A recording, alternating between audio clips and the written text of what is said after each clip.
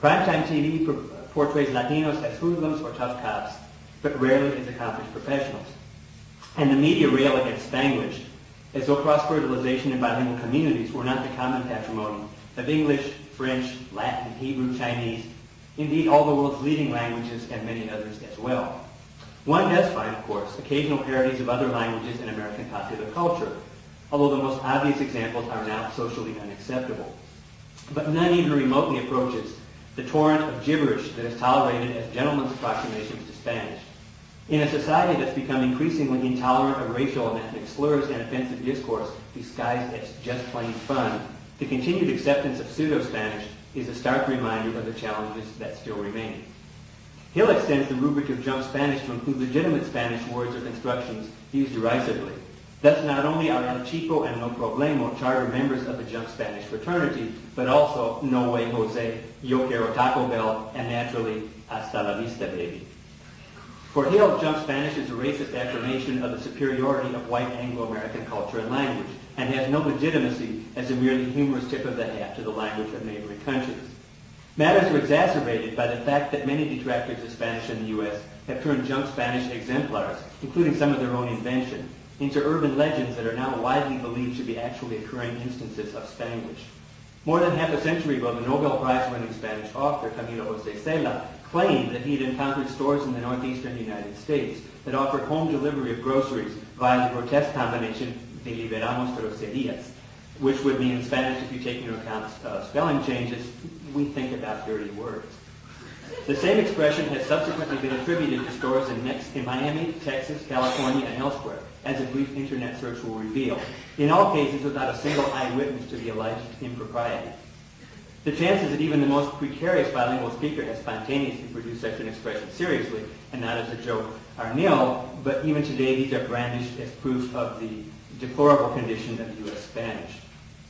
Very similar to the notion that Inuit Eskimo languages have all sorts of different words for snow, which was recently debunked by anthropologist Laura Martin and linguist Jeffrey Pullum, who revealed, in fact, that there are no more words for snow in the Inuit languages than any other language in contact with snow. This is a careless repetition of a plausible but unverified assertion. It is plausible that a bilingual speaker whose languages leak into each other uncontrollably would blurt out "que liberamos groserías" in some unhappy moment.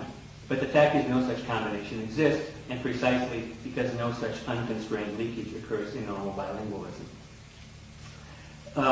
Because of the continued outpouring of junk Spanish in American popular culture, and the elevation of some apocryphal specimens to worldwide cult status, humorous pseudo-Spanish constitutes one of the greatest impediments to the serious study of Spanish in the U.S. and to the determination of what, if anything, Spanglish might actually be. I will skip over the serious research on Spanish bilingualism in the United States. It's cited in the bibliography, probably well known.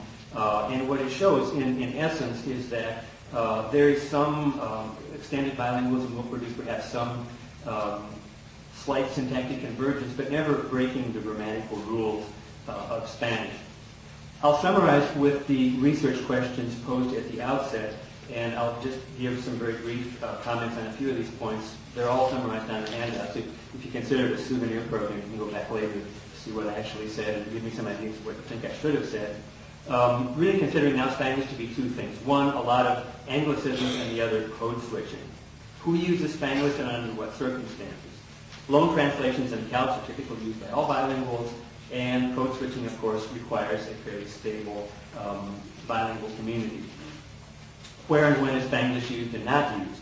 Loan translations and borrowings are found in all bilingual communities, may have spread to monolingual Spanish-speaking areas in the language of consumer products, popular culture, and the internet. Of course, fluent code switching is confined to communities which are still bilingual.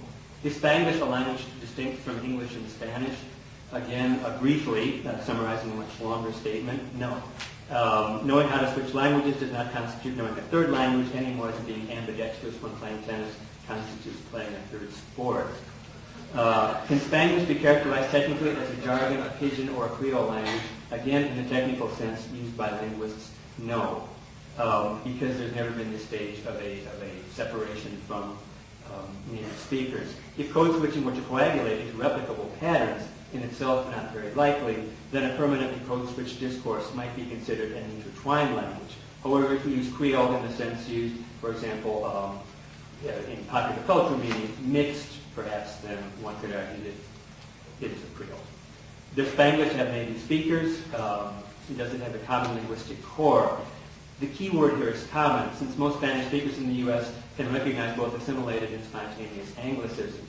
There are a few loan translations that are fairly common, para atrás meaning back, te llamo para atrás, I'll call you back, that most will use, but most of the purported dictionaries of Spanglish are actually a potpourri of examples gleaned or invented from numerous sources. And do regional and social dialects of Spanglish exist? Again, there are regional dialects of Spanish in the United States, representing typically the countries of origin, and also in some of the larger cities, there's a little bit of dialect leveling going on, but not as much as one would expect. There certainly is no U.S. variety Spanish that you can put in your book along with the Spanish of Nicaragua or Mexico or Argentina or something of this sort, and unlikely for that to happen. We may choose to designate as Spanglish the totality of the discrepancies between monolingual Spanish among other nations and the speech of Spanish speakers in the United States, but to do so is to deprive this term of a place among the languages of the U.S. The South has been the scene of many linguistic skirmishes, and has certainly received more than its fair share of slings and arrows designed to belittle speech patterns. Cultural and racial mixture has always produced the most vehement outcries of all, to wit attitudes about Gullah, African American vernacular Englishes, and the various languages spoken in Louisiana. Linguists, and the more enlightened among us in general, agree that the languages of the South have been enriched through contact and exchange, and the only thing impoverished or decadent are the viewpoints that seek superiority over these speakers. I suggest that as most commonly used, Spanglish is no more than the latest addition to the list of epithets and slurs applied to the speech of the underclasses, and that the true nature of Spanish-English interface must be sought from an additive rather than a subtractive viewpoint. As Spanish speakers in southern states grow in numbers and prominence, the nuanced English and Spanish that result from this cross-fertilization will further enrich the linguistic profile of our communities.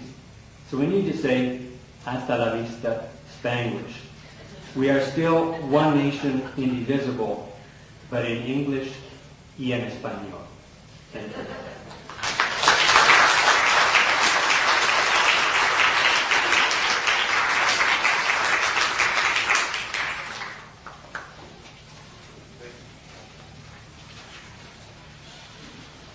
Thank you, Dr. Lipski, and we want to leave ourselves enough time to get to the next session, so we only have time for one or two quick questions, but it would be a shame to not have any interaction after this great talk. Anybody have a question for Dr. Lipski? One issue that I'm concerned with is literacy, and I wondered if you'd comment briefly about the effect of literacy on Spanglish. I agree that you can't teach Spanglish as a vehicle of literacy, but precisely because I don't believe that Spanglish really has any empirical identity. Now, as far as if you're going to teach someone to read and write and use words that are assimilated anglicisms, I think that's substantially irrelevant to the issue of literacy. I think the issue's been overblown. If you observe the speech patterns of most Latino speakers or bilingual speakers in this country, they know when they're speaking English and they know when they're speaking Spanish. And I think actually the notion of Spanglish as somehow impeding literacy campaigns has been raised as a red herring by, as a scare tactic, saying that, well, if we let this happen, then people will not learn how to read and write. I think that's patent nonsense. You teach people to read and write what they speak, and they typically speak either English or Spanish. Now, an anglicism is not the same as another language. So I think that's an issue that has been raised for emotional reasons, and that literacy in Spanish is taught in Spanish with or without anglicisms, and literacy in English is taught in English. But the emotional issues typically crowd out the linguistic issues when community-based decisions are made about educational literacy programs. One more question, quick question.